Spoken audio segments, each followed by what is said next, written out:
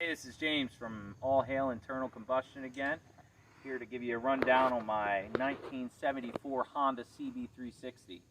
I'm a personal fan. I love vintage bikes. They're super easy to work on, simple, and a lot of fun to ride. So this actually came as a street bike.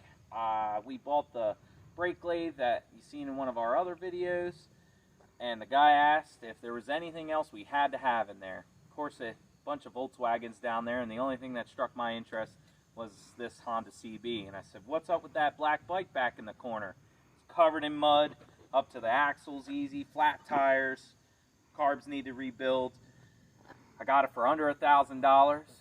Guy let me take it there. We did the title work on it. I had it running about 3 or 4 months later. Rebuilt the carburetors. Get all my parts from Common Motor Collective. They're a great company for these bikes. This is all they deal with is CB style bikes. I switched over the street tires to some nice on-road, off-road bikes, scramblers. Can't remember where I got those from, but they were a great price. I got them on sale. I checked the brakes, once over, lubed the chain. I had to fix the clutch cable, had to fix the brake cable. Everything was kind of gummed up after sitting for 15 years. The bike only had 9,000 miles on it when I bought it. I cleaned all the chrome up. It was pitted real bad. New front fork seals and dust caps. I didn't have to rebuild anything in the electrical system. Everything was good there, but the tank was extremely rusty as it was stored mostly empty, and the condensation in that muddy garage had finally taken the tank over. But that is the original tank. Filled it with drywall screws, vinegar, and shook it up for about 2 weeks on and off. Drained it, put more vinegar in it. It's clean now. I don't get any kind of sediment in my bowls or anything anymore. So this is my CB360. I'm not a big fan of the long, bulky headlight turn signals off the side of the bike. I took those off and I got these smaller, slimmed down LED lights. All new LEDs in the gauge cluster. Everything but the headlight. So pretty much everything is original on the bike. It's a little noisy in the top end. I have some issues. Someone put the valve cover on before I owned the bike. Didn't put a shim in the center cam and crushed the center part of the cam, and it ate the valve cover and the top of the head out a little bit.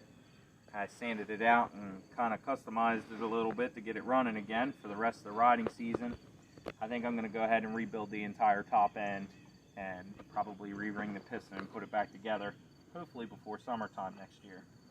I obviously need some new pipes. They got some rust in the bottom. You just hear the baffles rattling around a little bit, but it's all good.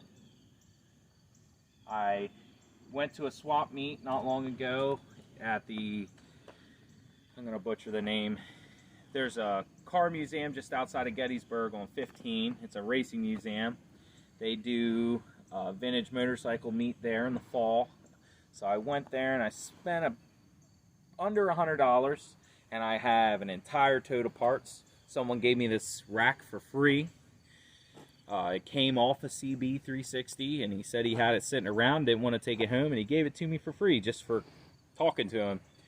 I also picked up 2 brand new ignition coils, and the price of those alone will justify how much I spent on the rest of the parts, which is another front rim without any rust pitting, a nice fender, brake levers, clutch levers, rear brake levers, kick starters, all kinds of stuff. A lot of accessories for the bike, but when you own something old like this, sometimes it's nice to have a pile of parts around that if you need something, you go online, you can't find it, you just go dig through your bin of parts. So, of course, I brought that home and organized it.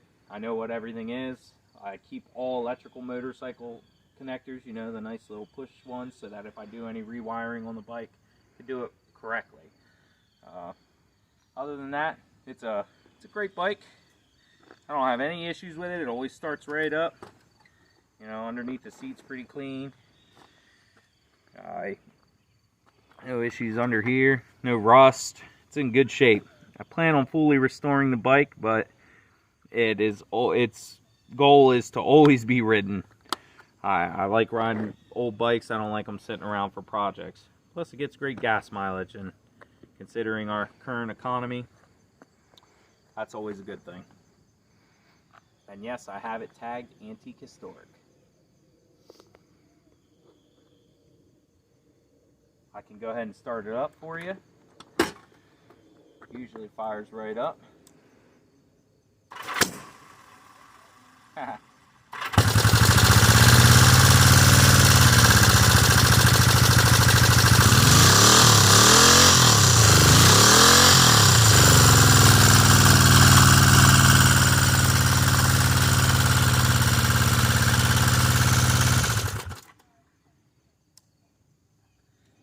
Thanks for tuning in. Like and subscribe if you liked the video. Plenty more content to come.